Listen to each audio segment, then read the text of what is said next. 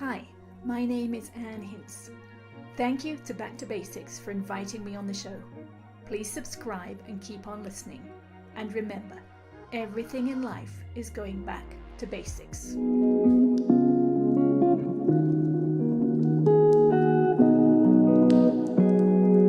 Hi, folks. My name is Girish, the host for Back to Basics, another Back to Basics for another week. Today, we have another episode that we're going to be talking about trauma, PTSD, and all the terrible stuff that what she has gone through and what she's going through and what she's come across and recovered, kind of. So we'll talk about that detail too. And she's an amazing person. I just spoke with her just a few minutes right before the recording. Very easygoing person to chat with and interact with. And hopefully you'll contact her right after this episode. And let's go and invite her into this call and let's chit chat and let's talk about basic stuff about her, the life, and the topic for today. So, Anne, how are you? And thanks for coming to Back to Basics. I'm great. Thanks for having me. Thank you so much. So before we start all the story about you and the trauma and PTSD and everything else that we're going to talk about, what does Back to Basic mean to you? It means letting go of the programming that we have been programmed with in childhood and reversing that disconnect that we have from our body. Yeah, thank you again for that. You wrote down some few things on the calendar when I asked you what is Back to Basics, and you wrote a whole paragraph, and I'll put that in the show notes of what you have actually said. It's quite touching, actually. So we'll talk about that later. So tell me about yourself, if you don't mind, and where did this all start? The trauma that you've gone through and the PTSD that you've gone through and all the dysfunctions, if that's the right way to pronounce it. Can you explain that, please, if you don't mind? Sure. Yeah. I mean, I think a lot of us had trauma in childhood. I had some from the get-go. I was born with my right foot up against my right shin. So the first 6 weeks of my life, I had physical therapy.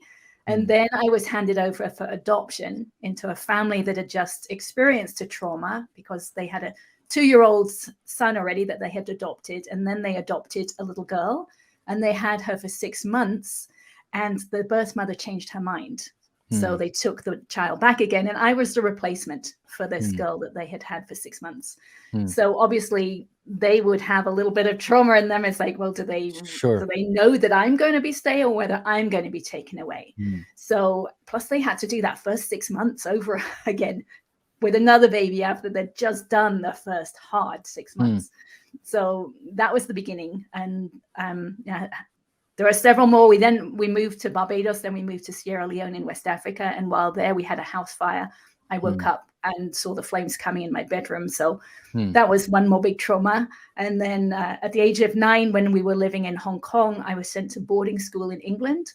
But I was sent to a boys' boarding school. I was the first girl boarder at a boys' boarding school. And I was teased horrifically for 2 years there.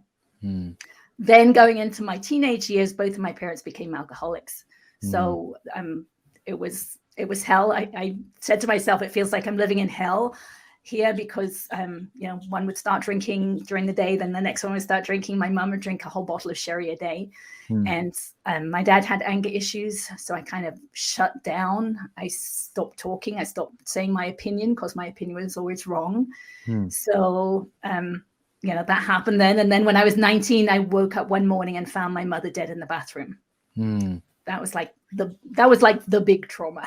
Yeah. So let's step back a little, right? The stages that you're talking about is bullying is one of them. The other is alcoholism. Now, how did that affect you? Do you remember going back to those times as how you were feeling at that time? Were you feeling victimized? Were you feeling more hurt? What were you thinking then at that time? With the bullying? Yeah. I felt like I was worthless. There was no safe place. It's a boarding school. There wasn't anyone that I could turn to. There was, and I had even the teachers in there with the boys, kind of sticking out for the boys. It was, I felt worthless. Yeah. So you felt more victimized, that no one was there to help you out and no one there to talk to you, or you were just crying out for help and no one was there to talk to you? How did that? Yeah, there wasn't anyone to help. And, they teased me. I had really bad teeth. I've had more than a decade of orthodontic work over my lifetime. And so that's what they were teasing me about. And it was ongoing. It was relentless for 2 years. And it just wears you down. Do you think it would be different if it was a girl school, boarding school, versus a boy and you were the only girl there? Do you think that would change a little? Yeah, it would have been. I went from the boys' boarding school to a girls' boarding school, and it was different. Yes, it would have been different. And now that you see the boarding school and the girls' side, they were more supportive when it comes to these things for you? Not necessarily more supportive, but they wouldn't pick on something like that, not in the same way. Okay, yeah. So then there is a gender difference between the two. So I just wanted to understand, how were you feeling back then, and now when you go back, now you're thinking, how was I acting? And I just wanted to go back to basics on that part, if you don't mind. And then regarding the alcoholism, how did that affect the family, and how did it affect you? Go ahead. Yeah, it was it was awful, right? I would wake up in the morning and my mother would be comfortable to talk to, right? They would be normal people. Yeah. But I'd come back in the evening and be totally different character. So I couldn't trust anything that anyone said after they'd started drinking, because it would often change the next day. So I lost my trust in people. And I was constantly walking on eggshells around my dad, because he had anger issues. And when he'd been drinking, you didn't know what was going to happen. And he hated anyone coming to the house, right? So I couldn't have friends over. And if anyone came to the front door, he would get really mad. And, I hear my boys talk about someone being angry these days. And I look at them, it's like, that's not angry. My dad used to seethe with anger, absolutely seethe. And he would shake. He was so angry. So, yeah, it wasn't a good place to be. Yeah. I apologize. And I feel for the stuff that you have gone through. So thank you again for that. And then regarding the suicidal case, it wasn't a suicide. It wasn't a suicide. She had cancer, and we'd been told she had cancer about 6 months prior, and it was terminal. But we didn't know when it was going to happen. There was no idea it was going to be that night. And she actually had throat and lung cancer. So actually a tumor in her throat burst that night. She coughed constantly. She had a smoker's cough for a long, long time. And those last months, it was hard to talk to her because she was coughing so much. Of course. So there must have been relief in her for a moment, right, as she actually coughed something out. But yes, it was. And how old were you when that happened? I was 19. 19. Yeah. So how were you feeling then? Because now you're an adult and you went through all this trauma. Were you able to emotionally support what was happening there, or you just couldn't handle it either? I could handle it, but I didn't know what to do with it, right? We'd never talked about emotions. When we were told she had cancer, that was the only day we ever talked about it. We never talked about it again. Just the one day that we were told she had cancer.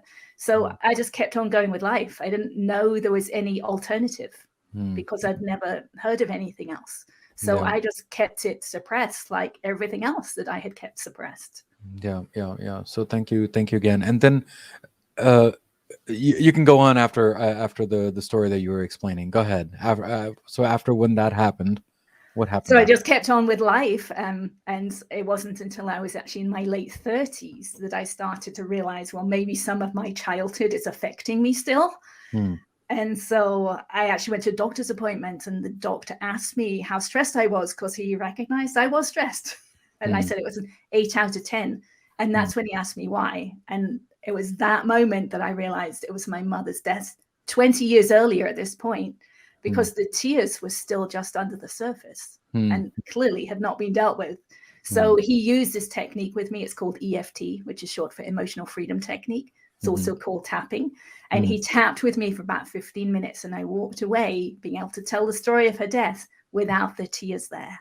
And it was such a big shift that I started to look into this technique and try it out. And I realized that it was deceptively powerful.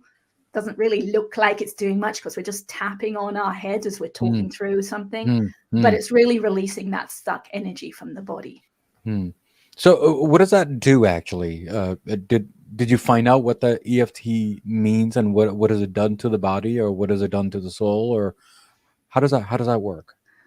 Well, I realized from this doctor's appointment that it's that all those memories, that emotion that we haven't let go of, is just stuck energy in the body, and we can let it go. And this technique works through the neural pathways, and we're tapping on the ends of meridian systems. So as we're doing that, the body just starts to let go of the tension that it's stored inside, and that's where the relief comes. Wow, that's amazing. And then now you're learning this, or you know what needs to be done for the next time? I started noticing when I was emotional during the day, and I started tapping when I would notice. It took a while to actually become aware of when I was emotional, but when I would tap on it, and I could sense my mind becoming quieter, and I wanted to do more. So I wrote down every emotional memory I could think of from childhood. And I tapped through one each night for about an hour to an hour and a half each night. And I found my mind becoming quiet. The voices in my mind, which had been my dad's programming, were gone. My mind was so much quieter. It felt like I was living in a different reality because it was so different. It wasn't my normal. It wasn't my previous normal. It had just changed. So I kind of kept going. That was like the first step on my journey, but I wanted more. So I recognized that it's kind of opening up the subconscious mind. So I started to become aware of my emotions, but then underneath every emotion is a set of physical sensations, right? So we use the words frustration or anger or sadness, but what we're really describing is a set of physical sensations. And we kind of get dissociated from that in childhood, right? Our parents will start saying to us, oh, you're angry or you're frustrated, because they can see how we're holding ourselves, and they use that word. So then we stop feeling those feelings and we start using the word. It's like, I'm frustrated. But once we release that, we can actually become aware of those sensations. So for me, frustration, I can feel the tension in my stomach area, my solar plexus. And so I started to become aware of those. And then I started feeling those. Instead of using EFT, I started putting my awareness on those physical sensations and holding it there until it released. And then I do that again and again. And then in the evenings, instead of tapping, I actually now worked on feeling the collective traumas that we'd been through, like 9/11 or the Loma Prieta earthquake, those things. I would feel them, feel all those physical sensations, all those emotions, and let it subside, and do it again and again. And then at some point during that process, I found I could keep my awareness inside my body, which I'd never heard of before. So the way the process you're doing this is more in let me say this again, in the inner emotions versus the out, right? And I think that's how you worked it, right? Because I think you needed to fix yourself first before you go out. Is that how you were thinking? Absolutely. Yeah. I was looking for inner peace, and I have to find inner peace myself. Right. And it's through releasing all the past that's sitting inside of me, right? Because my memories are only inside of me. They're not outside anywhere. Right. They're only inside of me. So if I can let all the emotions around everything from my past go, let the stuck energy go, then what's left inside is peace. Yeah. So thank you again, Anne, for explaining that, because there are some few people, and I just want to explain to others too, that when people, they go through some grief, or when they go through some trauma, when they go through some whatever trauma that you've gone through, and it could be the worst that we can think of. And I'm not saying that Anne is the worst. I'm just saying any other situations. These are the items that she has mentioned could help you. I wish that theory came in my head when I lost my dad back in 2009. Uh, so it's kind of tough when you go through certain traumas in your life. Um, so yeah, so thank you again, Anne, for explaining that. Now, pathway to insight. Can you explain when did this book start, and how did it start for you? Sure. Well, it started after the next step that was on my journey, right? So I actually could put my awareness inside my body, and then I started moving it around, and I realized that was the beginning of insight, right? Being able to see inside. I think we use that word a lot, but we're talking about the mind or outside the mind. I'm actually talking of inside the body. So once I could get my awareness inside my body, I would do the same thing. I would hold my awareness on tension, and it would shift. And then I'd do it again and again so that I could let the tension go. And at some point, I could actually start feeling my bones relaxing into a new position. So I have these x-rays I had taken last year compared to 2013. And I can see that my eye sockets, those bones have actually shifted. And my jaw, which was way off to the side, is now much more centered, and my neck is straighter. Right? So I've actually grown half an inch as a 55-year-old. So I know how much power we have inside of us when we let go of dis-ease inside the body. And so I wanted to share the story, share the steps that I had taken so that someone else can take the same steps if they would like to. I know there are other paths out there, but I also know this one worked for me. Yeah. So thank you again. And the way you were explaining the story just now, it sounded like more like an onion peel, Absolutely. Yes. honestly. So was that the thought process when you were explaining that? Because it did sound like that. I didn't know that to begin with, but absolutely, it's a layer by layer by layer process, and you're only shown the next few steps along the way. You're not shown way down the line, right? Because when I was able to put my awareness inside my head, there was so much pain and tension. The forces pulling my body, my skull and my neck out of alignment were just amazing. Just blew my mind how strong those forces were. And so it's a good thing that I didn't know that until I was ready.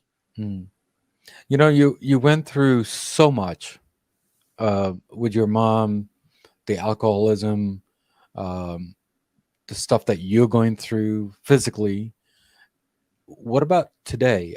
Is there anything left that it needs to be done, or what else needs to be done?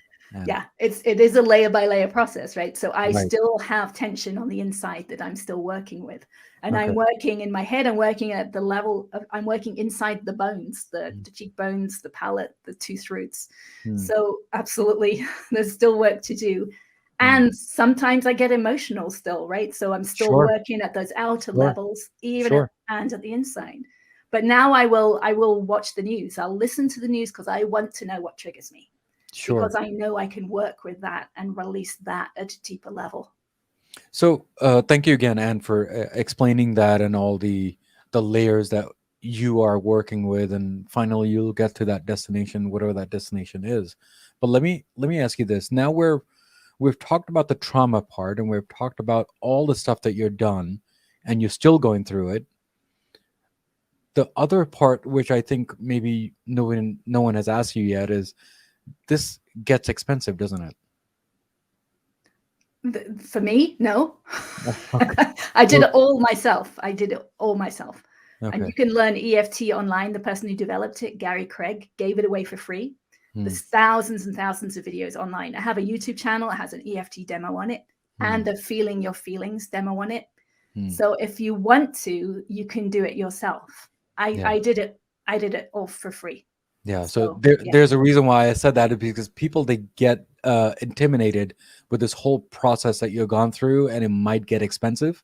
And the way you explained it, and it's all free, and it's on your YouTube channel too. On top of that, and if they wanted to ask you more questions, where would they contact you? Either through my website, Hince.com, or through my public Facebook page. I'm Hmm. happy to answer any questions. Awesome, Absolutely. awesome. Thank you again. And before you leave today, um, Do you have any last words for all Back to Basic listeners and followers that I have? And how was your journey on Back to Basics in total? It's been great, thank you. But I would like to share something. I Sure. think a lot of us like to think that we don't have control over things that are happening outside of us, like on the news or things that are happening in the world or in politics. Our part of it is how we feel about it. And we can work with those feelings and let them go. And if we can come to peace with anything that's happening or any side of any division that's happening, if we can come to peace, then we start to attract peace into our future. So we can take some control of everything that's happening. Yeah. And thank you again for coming on the show and making this brighter for me. And thank you for supporting me on the journey of my podcast, and a small podcast. And so thank you again. Hopefully you'll come back again and tell me part 2 of what Anne 2.0 version is going to be later in time. Thank you for having me. Absolutely. Thank you again. So guys, we spoke with Anne today, and we talked about the basics of her trauma, her stuff, that whatever she's going through, and the transition that she's going through. And EFT is one thing that people, maybe they know, but they don't know too much about it. And Anne does, and she did some investigation on that, and she's been really successful. And now I'm talking to her, I think she's almost there. She's almost there to be happy. And I know, because I know she's smiling right now. But as usual, as always, there's a quote of the day from Back to Basics, and hopefully my guest will like the quote. And the quote is, "You cannot heal a lifetime of pain overnight. Be patient with yourself. It takes as long as it takes to rebuild yourself." So guys, as usual, as always, what do I always say at the end of the episode? I think Anne knows it, and I think you know it, but I'm going to say it anyway. Everything in life goes back to basics, and that's what we did today, guys. Guys, take care. God bless. Keep on subscribing. Keep on commenting on all my episodes, including today. Please be truthful to all the comments, because it kind of helps me that you are listening and I'm giving you good content. Now, there are 3 things in this episode, and every episode makes me proud, is the content, the guest, and definitely the host, which is always the best. Guys, take care, God bless, and I will see you next week on Back to Basics. Take care. Next week's episode on Back to Basics. But a lot of people, they don't know it. So can you just explain what that is first before we do that? Yeah, sure. Great question, because that is so important. It's like you say, it's a word that's used, but we don't know. Many people don't really understand what it truly means. And to explain it, really, you have to explain the different stages of menopause, because there are different stages. And the first stage is called perimenopause. And this is a phase on average. Obviously, women are very individual, but